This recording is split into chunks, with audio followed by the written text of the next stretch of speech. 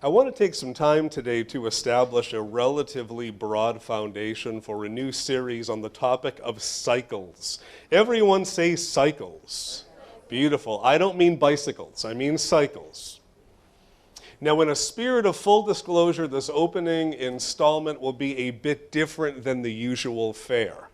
I'm going to spend the next 30 or so minutes offering what's effectively an extended introduction to the topic. So I'm going somewhere with all of this, but let's follow the leader and go through. I want to put forth this morning a premise that we are going to operate from. You ready? Life is highly cyclical in nature. Life is cyclical in nature. Repeated and or repeating patterns are embedded, they are apparent within the creation of the Lord. And I would say in your own time, feel free to research, should you desire, acknowledge patterns across all fields of study. I did a quick 1-hour search on this and I found cycles in the realms of planetary movement, astronomical phenomena, climate and weather, agriculture, biology, mathematics, business, music and the arts, culture and society, warfare and military conquest, international relations, and beyond. Nearly every expertise recognizes identifiable patterns of cyclical relationship. That's a mouthful, but just kind of follow me as we wade into the rivers here. And I want to spend some time this morning looking at a series of examples of cycles that we are accustomed to, at least early on, they'll be quite familiar. As we go on, they might be somewhat new to you. If you're at home, we're hoping that these can get up on the screen. If not, download my notes Tuesday or Wednesday. Just do your best to follow along. The first series of cycles that I want to offer concerns the passage of time. How many can recognize the first cycle this morning? Who's seen that before? Now, it's funny because I have nieces, they're in their late 20s, early 30s, and they have no idea how to read a clock face. Why is that? Because their whole world is digital, and there are just numbers on a screen, and if you say, I'll see you at 11:30, you might as well be speaking in a foreign tongue, because it doesn't make any sense.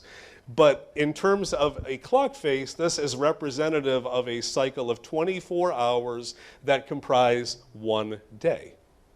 We're on the same page so far. There's a cycle. It goes round and round and then it repeats. Next one, days of the week. We're going to go kind of quickly on the first couple because this is not rocket science, as they would say.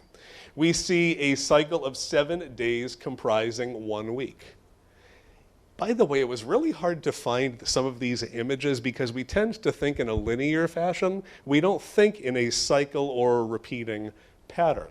The week starts with Monday for the most part, and it goes all the way through to Sunday. What happens once Sunday passes? There's a fresh Monday to follow. It's this never-ending cycle, in a sense, of days that just repeats and repeats and repeats. Next slide. Might be a little bit hard to see. Who wants to tell me what those are? Those are the months of the year. How many months? 12. So the year is it's simply a cycle of 12 months that repeat in kind of an endless loop, January, February, March, and beyond.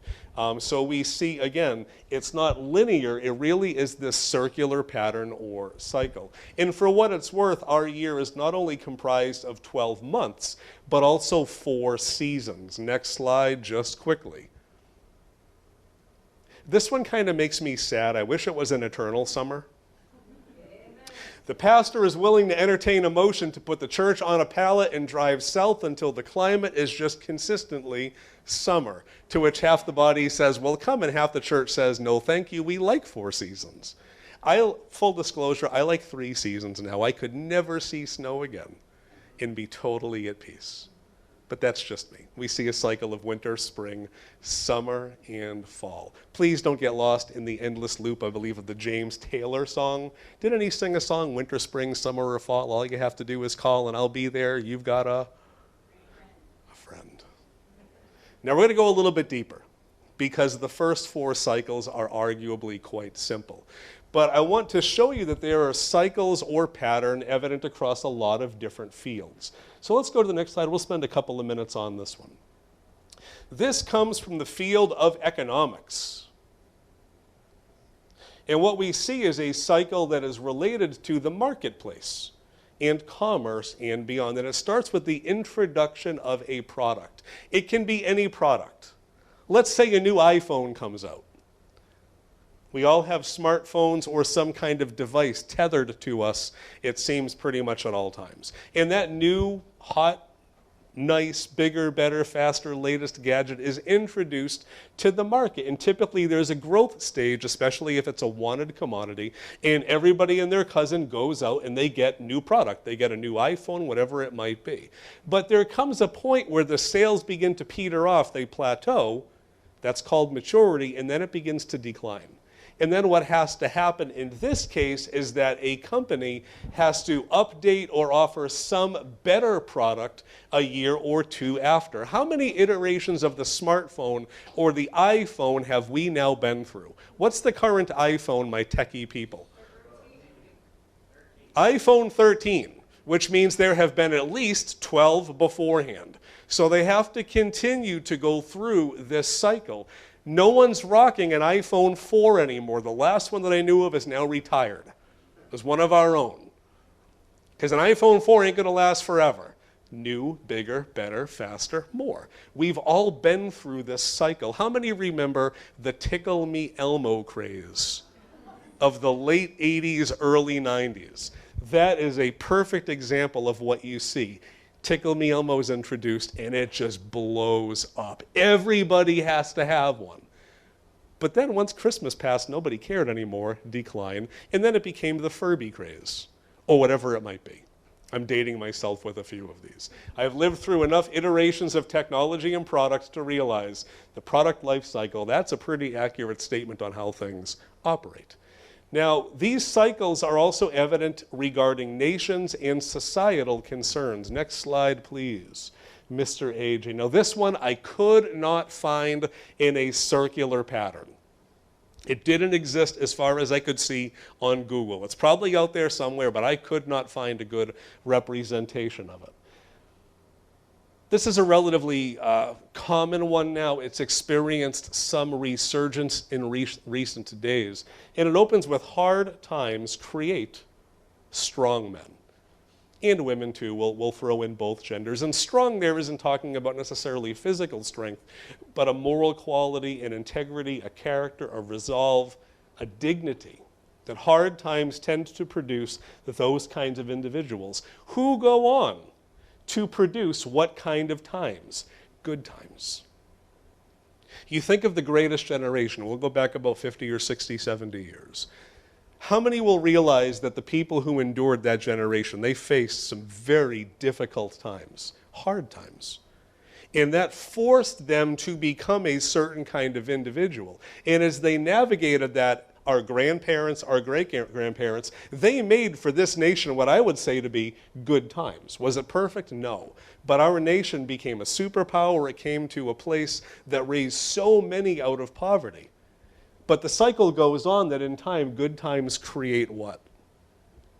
We all with me here this morning? Good times create what? Weak men. Again, not in terms of physical strength, but cowardice, moral compromise. When things are easy, there's no need to develop this sense of fortitude. You tend to coast. And what happens is that good times tend to produce weak individuals. And over the course of time, weak individuals, men, women, and beyond, they tend to create what? Hard times. Society and civilizations, they're not static things. They're very dynamic. They're continually going through these seasons that we see. And I think that this cycle, though not the word of the Lord, it's an accurate assessment of how things do tend to go. You can look back over history, especially in our own nation, and you can see this. And I just put forth to you the question, and I don't want you to raise it out or answer out loud or raise a hand. Whereabouts on that cycle are we? Spend some time prayerfully before the Lord concerning that one. Now we're going to go a little bit deeper on a similar cycle. This one is a little more intense. So here we go. Background information, a figure named Lord Alexander Tytler, who was a Scottish judge. historian and writer put forth that democracies tend to last for about 200 years. And they tend to follow the following pattern. Now, again, are there exceptions? Of course. These are not just, universal truths per se, but I think that there's argument that there's a lot of validity in this. And I want to go through what he labeled the 8 stages of democracy. Not necessarily easy or fun, but it's insightful. We see at the very top that most civilizations, societies, and democracies are born out of a place of bondage. And over the course of time, given enough passing of time and difficulty, people begin to oppose or tire of the conditions in which they find themselves. And what tends to happen historically is they tend to rally around a point of faith. Because faith is something transcendent that goes beyond the human sphere, and it provides this element for unity and some form of a moral framework or grounding. And once they have that in place, and enough people tend to buy into those ideas and concepts, people will begin to fight for their freedom. And there's that rise of courage, which, given the right circumstances, and again, more time and beyond, you will see that liberty is achieved, this idea of prosperity and freedom. However, over the course of time, in that condition of liberty, because nothing is ever static, things are continually dynamic, there tends to become a state of abundance because liberty does beget health and well-being. And over the course of time, people will begin to focus on material things. And once that begins to take place, and there's a shift away from faith and beyond, there's always a vacuum in our hearts that's seeking to be fulfilled. And if it's not fulfilled with the Lord, we will try to find it in something else. Material possessions are a good start for many. Over time, people become inherently selfish, where it becomes about them and their stuff, which leads to a place of complacency where people begin to feel entitled and self-absorbed. Over time, apathy sets in. Maybe another generation goes by. And there's this loss of personal responsibility, and people begin saying, this really isn't my fault. I was born into this. I take no responsibility over the condition of things. People become apathetic, and then we reach this final, kind of frightening stage to a degree of dependence, where the government achieves control. And typically it happens very peaceably and very peacefully, where people begin to look to the government as the solution for every problem. It is the nature of government always, without exception, to accumulate power. Our forefathers and beyond, they coined a phrase. Help the pastor out. Power corrupts, and absolute power does what? It corrupts absolutely. It's the nature of things to move in that direction. And once the government is fully in control, well, that's where you begin to get bondage again. That's where strong leaders, in terms of dictatorial leaders, come forth, and then it goes pretty south from there. Repeat cycle. Now again, is this the word of the Lord? No, but is it a cycle that we can see evidence throughout history? I would say yeah. And Lord Tytler from almost 2 centuries ago, man, he seems to be speaking to our times to a degree. And I put forth to you this morning, where do you think we are on the wheel of civilizations rising and crumbling? Don't answer that out loud. And again, it's okay to disagree on these things if you do. I'm not saying it's the word of the, I'm just trying to show you that there are these patterns that just tend to exist. Let's get a little more personal and let's talk about human relationships. Let's go to the next slide, my friend AJ. The crazy cycle. How many are married or have friends? Because this will work for either. It's more geared toward marriages. Now, I couldn't find the perfect representation. This is sufficient. But the cycle, we'll start with throwing the husbands under the bus, because I'm a husband too. The cycle begins, arguably, with the husband doing something that maybe is unloving, which makes the wife in the relationship feel unloved. Let me start that again. The husband does something unloving. It could be many things, which in turn makes the wife feel unloved. Given the passage of time, there comes that moment where in that condition of feeling unloved, the wife acts disrespectfully, which makes the husband feel disrespected. Now again, this kind of harkens back to the language of the Apostle Paul, that husbands are to love their wives and wives are to submit to or respect their husband. We're different genders with different needs. Whereas women tend to crave love, men tend to crave respect and admiration. And this cycle feeds off of that in a sense. So the guy acts unlovingly, she feels unloved, she acts disrespectfully, he feels disrespected. Rinse and repeat, on and on and on it goes. Now for those who are married, both of my hands are up. How many have experienced the crazy cycle? Don't answer out loud, you don't have to. But I can tell you, if you're married for any length of time, you've gone round and round that carousel probably a few times. I'm almost done. Stay with me because I'm trying to just broad foundation for this new series.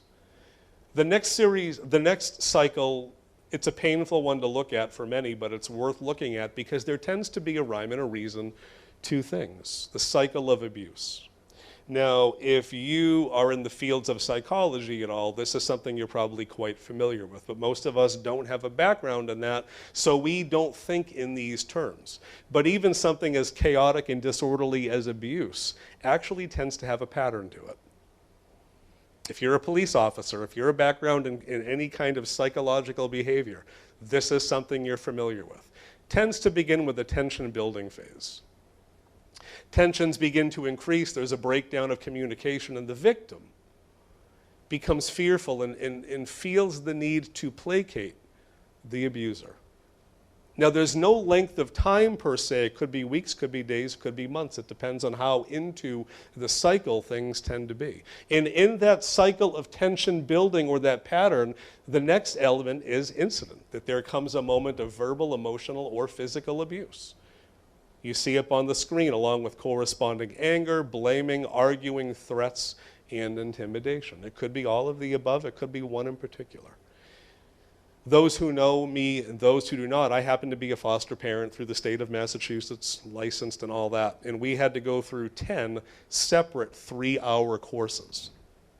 And one of the 3-hour blocks was on this very topic, and why women in particular, will just single them out, they tend to stay in abusive relationships, and why men tend to go on to abuse. Now, there are times where that role is flipped, and the woman abuses the men, but it's something like 98% of the time it tends to be one way. And this pattern across all that we've seen in our courses tends to be very accurate.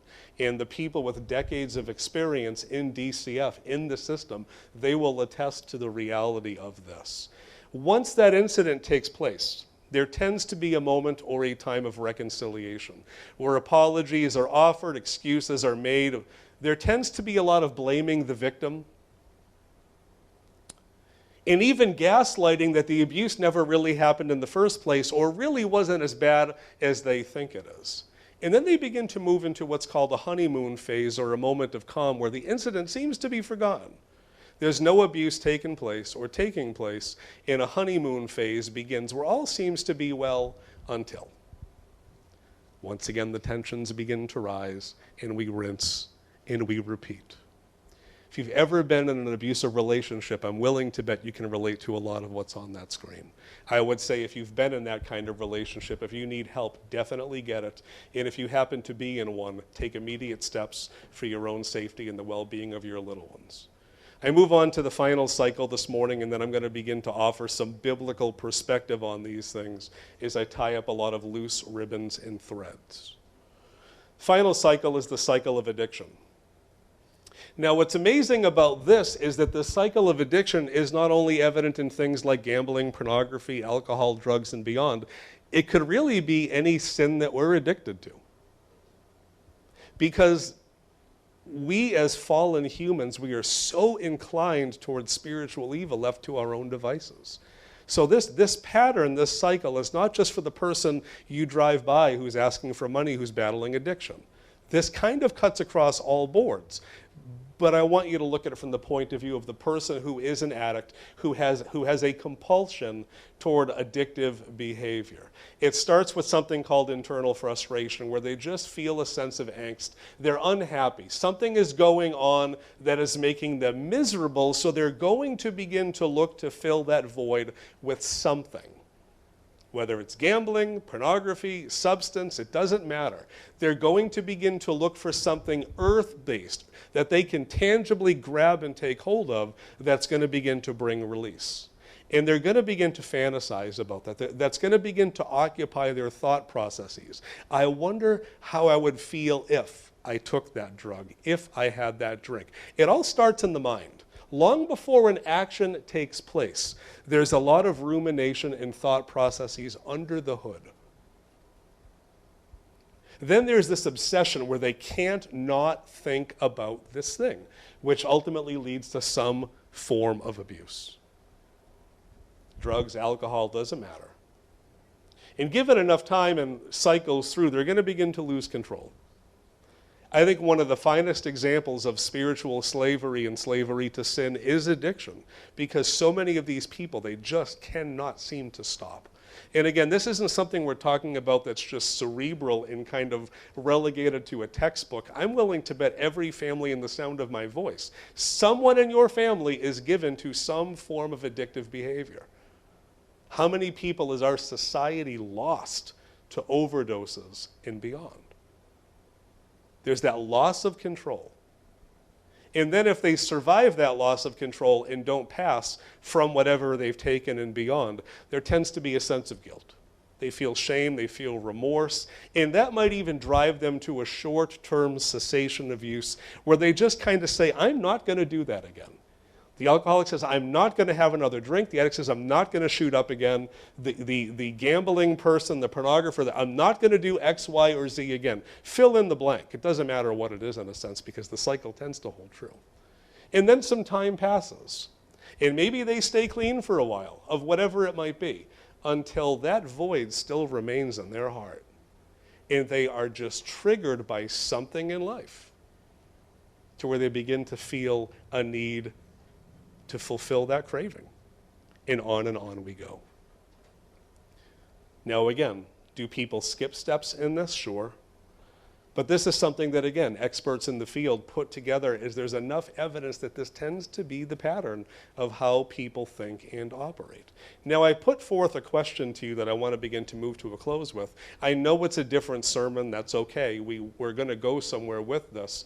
But I wanted to build this foundation. I put forth the question, why does any of this matter? Why should we pay attention to patterns and cycles in the first place? I want to give you 3 or 4 answers. Number one, I would say it's always beneficial to reflect upon the nature of the world and just how things operate.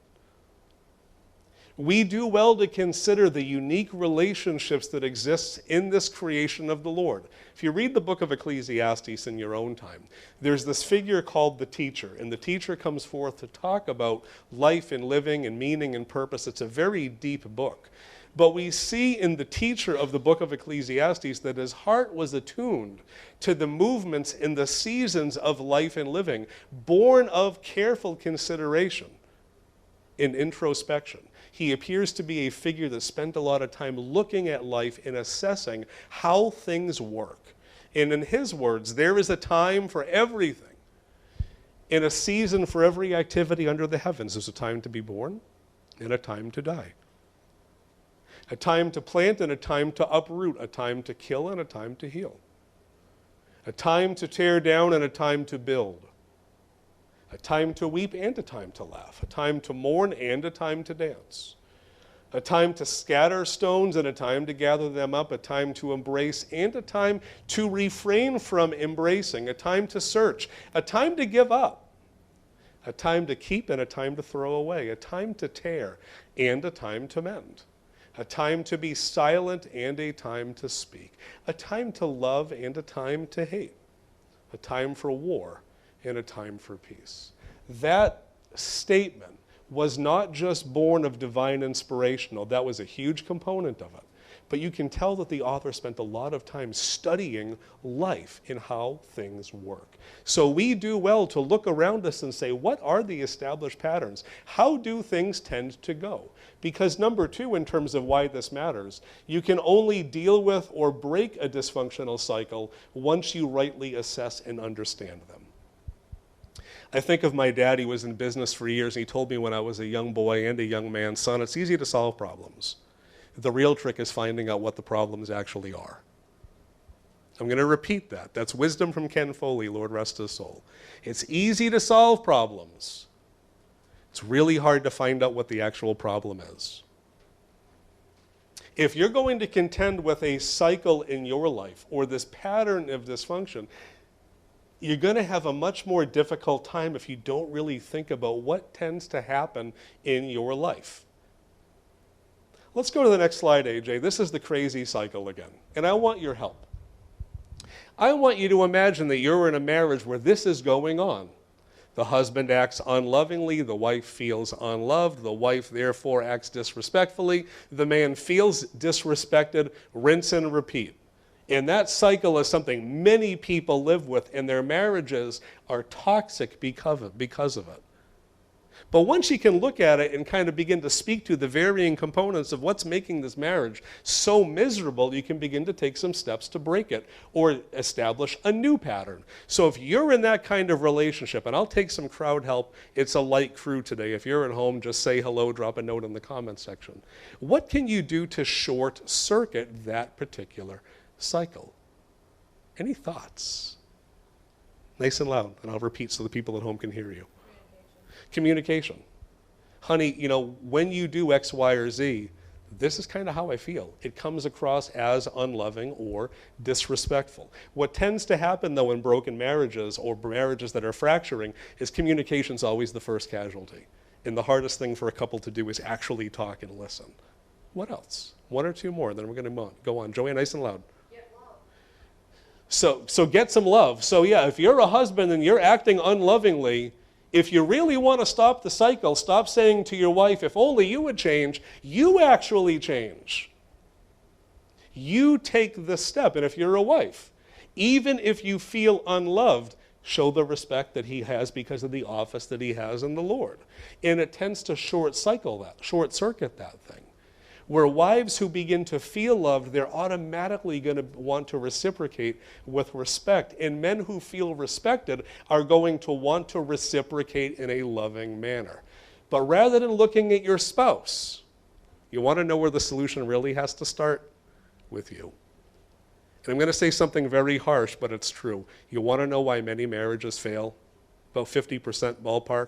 It's because spouses reach a point where they're always looking at their partner as the problem and never themselves. I've never seen a marriage that's totally one person's problem. It always takes two. Could be 70-30, 60-40, 90-10. But we need to take responsibility for how we react in situations. Not letting your partner off the hook. If they have issues need to be dealt with, get help. But I'm saying a lot of times many petty things can be solved and the cycle can be short-circuited if we just take the time to really look under the hood and say, what's actually going on? I know it's hard in the midst of emotion and beyond, but there's a lot of Bible for this anyway. Skip 2 slides, AJ. I showed you the cycle of addiction a few moments ago. Now we put forth in this church, and I believe it to be true, that Jesus is ultimately the only solution for addictive behavior.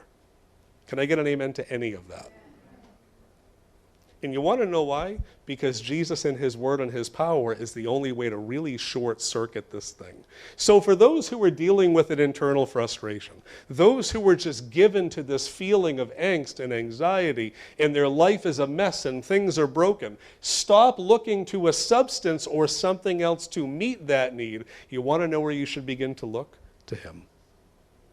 And then depending on where you are in the cycle, he offers the perfect remedy. If you're given to this place of fantasy and obsession where you can't stop thinking about putting that drug into your body or that drink into your stomach and your system or whatever it might be, The Bible has a lot to say about taking your thoughts captive and focusing and channeling on the Lord. That's why things like prayer and the study of the Word and the body of Christ are so indispensable. It's a way to short circuit the cycle before things go on. So wherever you are in that cycle, I put forth, Jesus is the only solution ultimately. But that solution is not going to come just like a light switch and things are just magically better in a sense. What we see is that he begins to work on where you are exactly in your life. Final point this morning in terms of why the cycle and cycles in general matter. I put forth that they matter because the Bible spends a lot of time identifying and exploring cycles within its own pages. And I want to end this morning in the book of Judges. Stay with me for a few more minutes. I am almost done. Judges chapter 2. Now your homework over the course of the next week, I want you to read this chapter. Write this down. And then I want you to read it again. And I want you to kind of begin to live and breathe this chapter. And I want you to look for the pattern that's established in the book of Judges chapter 2. Because what we see in Judges 2 is the author really introduces a cycle that we see repeated time and time again in the pages of the book of Judges. Judges chapter 2, you can read the entire thing in your own time, but I want to start at verse 6. And again, for homework, read through this, put pen to paper, look for the cycle on your own, put in a little bit of legwork and let the Lord speak to you. This is following the days of Joshua in a sense, and actually toward the end of his life, and it says that after Joshua dismissed the Israelites, they went to take possession of the land, each to their own inheritance. And the people served the Lord throughout the lifetime of Joshua and of the elders who outlived him and who had seen all the great things that God had done for Israel. Now Joshua, the son of Nun, servant of the Lord, he died at the age of, how old was he? 110. It's a good long lifespan. And they buried him in the land of his inheritance at Timnath-Heres in the hill country of Ephraim north of Mount Gash. Now, verse 10, after that whole generation had been gathered to their ancestors, translation, they all died. Another generation grew up who knew neither the Lord nor what he had done for Israel. Then the Israelites did evil in the eyes of the Lord, and they served the Baals, this false god, this idol. They forsook the Lord, the God of their ancestors, who had brought them up out of Egypt. They followed and worshipped various gods of the peoples around them. They aroused the Lord's anger because they forsook him and served Baal and the Ashtoreths. In his anger against Israel, the Lord gave them into the hands of raiders who plundered them. He sold them into the hands of their enemies all around whom they were no longer able to resist. Whenever Israel went out to fight, the hand of the Lord was against them to defeat them, just as he had sworn or promised to them. They were in great distress. Verse 16, almost done. Then the Lord raised up judges. Why do you think the book of Judges is called the book of Judges? Because it's about a book of judges who saved them out of the hands of these raiders. Yet they would not listen to their judges, but prostituted themselves to other gods and worshiped them. They quickly turned from the ways of their ancestors, who had been obedient to the Lord's commands. Whenever the Lord raised up a judge for them, he was with the judge and saved them out of the hands of their enemies as long as the judge lived. For the Lord relented because of their groaning under those who oppressed and afflicted them. But, finally, verse 19, when the judge died, the people returned to ways even more corrupt than those of their ancestors, following other gods and serving and worshiping them. They refused to give up their evil practices and stubborn ways. Translation in verse 19, the cycle repeated. So for homework, I want you to live in that chapter. It's not a long chapter, particularly verses 6 through 19. And I want you to put pen to paper and I want you to try to diagram roughly the order of events and look at that cycle. And we're going to spend some time next week identifying and then exploring that cycle throughout the book. There's a lot to be said regarding cycles in the earth, and we as believers do well to look at them, not just in the earthly sense in terms of economics and nations and beyond, as informative as that may be, but there are very clear biblical spiritual cycles that do take place, and I want to show you a few of them, some good, some bad, but some were actually life-giving as well. Not every cycle leads to disaster. Some can become life-giving in their own way, as we shall see from the book of Acts. Let's close in prayer, give a few announcements, and then we can dismiss for potluck supper. Lord, we give you thanks for this time. Lord, it was a different sermon, and I kind of like that as we looked at so many fields around us and arenas of study, but we're bringing this home now to you and to your word. Lord, in the days ahead as these people go home and they look at Judges chapter 2, give them perspective and insight regarding the pattern of how your people lived before you and continually went through this process of brokenness and this awful cycle. Lord, help us to avoid it in our own time and in our own lives, God. I pray that you would give us wisdom regarding the patterns that we embrace that are faulty and flawed and wrong. Have mercy on us. Lead us to better life-giving cycles. Work in, work through us, God. I pray you bless the food downstairs, the hands that have prepared it. I pray you bless conversations around the table. In Jesus' name, everyone says amen. Quickly before we go, those who wish to give can feel free to give in person. Offering boxes upstairs and down or online, newlifebarrie.org. Sunday school each week, 9:15. Bubba's doing a great study through the book of Habakkuk. Actually, prayer at 8:45, then 9:15 Sunday school. Bible study each Thursday, 6:30 p.m. Men's and women's ministry taking place the second Tuesday for the ladies, second Saturday for the men with a men's breakfast, potluck supper after service. The Lord bless you as you stick around to eat. It is that time of year again. Two things, actually. Number one is if you serve in the children or the youth ministries at all, it's time to do fresh background checks. So please see my wife, Misty, who's downstairs with the appropriate paperwork. Turn it into me this week or next. Just make sure it's all totally filled out. Please don't skip or miss any fields. And it's also almost time for OCC, Operation Christmas Child. I believe offhand it's November 15th through the 22nd is collection week. So start getting your shoe boxes together. We'll be ordering and getting some of those soon, and we can make those available to you. If you don't know what OCC is, more information coming in the days ahead. Really starting next week, because I can't believe this year is already winding to a close. It'll be snowing before you know it. On that very unhappy note, Lord bless you and keep you. Lord make his face shine on you and be gracious to you. Turn his face toward you and give you peace. Folks, we'll see you at home very soon. Those who are here, it's time for potluck supper. God bless you guys as you head on downstairs.